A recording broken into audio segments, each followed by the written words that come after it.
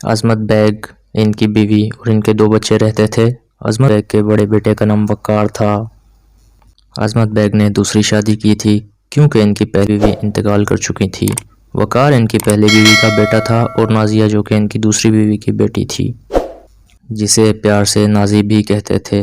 इनकी ज़िंदगी मुकम्मल कट रही थी। वो सब भी बहुत खुशगवार और मिसाली ज़िंदगी गुजार रहे थे। अजमत बेग का बिज़नेस कई ममालिक में फैला हुआ था, जिसे सिर्फ अजमत साहब ही संभालते थे। जायदाद इन्हें वर्से में मिली थी। मिसेस अजमत एक ब्राह्मण हिंदू थी, लेकिन शादी के बाद उन्होंने इस्लाम कबूल कर लिया था। फिर एक दिन अजमत साहब एक रोड एक्सीडेंट में अपने खालिक हकीकी से जा मिले। मिसेस अजमत के लिए ये बहुत बड़ा सदमा था, लेकिन फिर भी उन्होंने हौसला ना हारा और अजमत साहब का बिज़नेस संभाल लिया और अपने दोनों बच्चों की परवरिश में मशगूल हो गईं। फिर एक दिन ईद उल फितर की शॉपिंग करने मिसेस अजमत अपने बच्चों के हमरा बाज़ार गई। शॉपिंग के दौरान नाज़ी को प्यास लग गई। वो पानी पीने बाज़ार से बाहर निकली और रास्ता भूल गई। मिसेस अजमत और वक़ार बहुत देर तक उसे तलाश कर रहे थे, मगर वो ना मिली। बदकिस्मती से नाज़ी आकाश नाम के एक जादूगर के हाथ लग गई। आकाश शैतान का खासिल खास खिदमतकार था। जादुई ताकत हासिल करने के लिए उसने कई इंसानों की बलि दी थी, मगर अब उसका आखिरी वक्त आ चुका था। अब उसे एक ऐसे इंसान की ज़रूरत थी जो उसके मरने के बाद उसकी जादुई ताकतों की हिफाजत कर सके। चुनाचा उसने बचपन से ही नाज़ी को शैतान की परस्तिश में लगा दिया और मरने से पहले उसने अपनी सारी जादुई ताकतें नाज़ी को सौंप दी और नाज़ी का नया नाम सोनाली रखा। सोनाली अब काले जादू की मालिक थी। वो भी शैतान के आगे कई इंसानों की बलि देती थी और उनका खून पी जाती थी। सोनाली की खुराक इंसानी गोश्त था।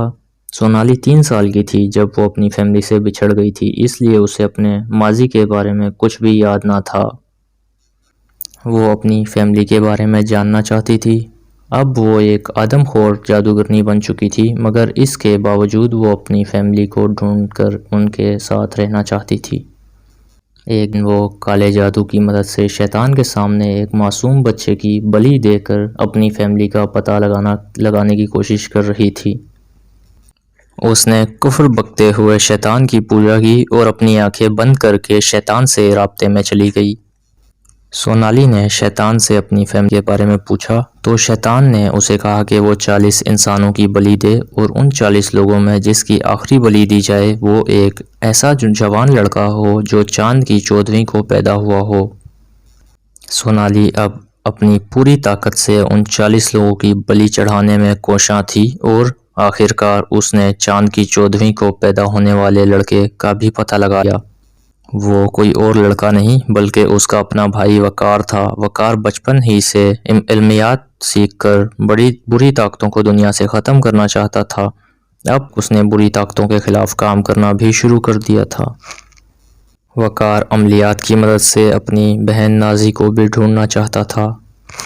सोनाली एक दिन वक़ार से मिली और एक मासूम लड़की बनकर वक़ार का भरोसा जीत लिया और इससे दोस्ती कर ली।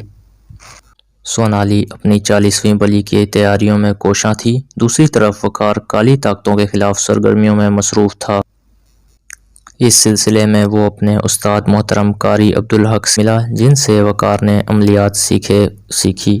इस काम में वक़ार कारी साहब से मदद लेता था। कारी साहब ने वक़ार से कहा, पास वाले गाँव से लोग गायब होते जा रहे हैं। वक़ार ने कहा, जी मैं जानता हूँ। कारी साहब ने पूछा, क्या तुम जानते हो उन्हें कौन गायब कर रहा है?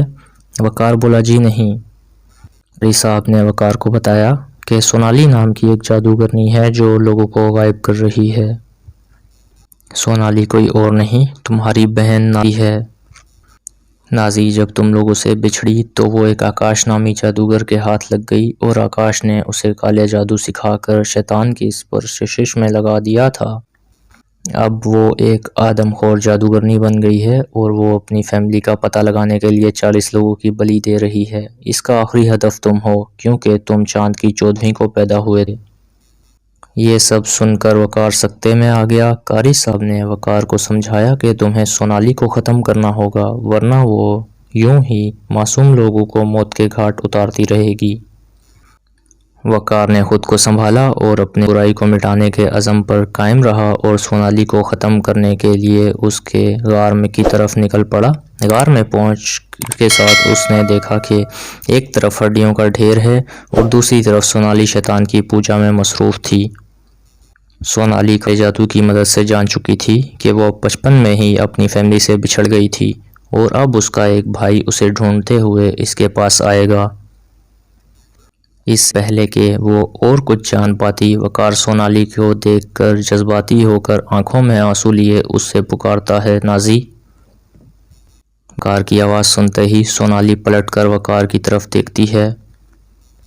वकार अपने जज्बात पर काबू पाते हुए बोला, मैं तुम्हें ख़त्म कराया हूँ सोनाली बोली, फिर तुम्हारी आंखों में आंसू क्यों हैं? वकार आंसू साफ करते हुए बोला, क्योंकि तुम मेरी बहन हो जो बचपन में हमसे खो गई थी। ये सुनकर सोनाली जज्बाती होकर वकार की तरफ बढ़ने लगी। वकार ने गुस्से में सोनाली को धक्का देते हुए कहा, मैं तुम्हें मारने आया हूँ क्योंकि अब तुम मेरी बहन नहीं, एक आदमखोर हो। यह सुनकर सोनाली की आंखों में आंसू आ गए और उसने अपने पास रखा तेज धार चाकू अपनी गर्दन पर फेर दिया और मरते मरते बोली, मेरे भाई, मुझे माफ़ कर देना। सोनाली के ये अल्फाज सुनकर वकार फूट फूट कर रोने लगा। अगर आपको हमारी वीडियो पसंद आई तो लाइक करें और दोस्तों से शेयर करें और चैनल सब्सक्राइब करके साथ मौजूद बेल आइकन प्रेस करें ताकि आने वाली तमाम नई वीडियोस आप तक पहुंच सकें।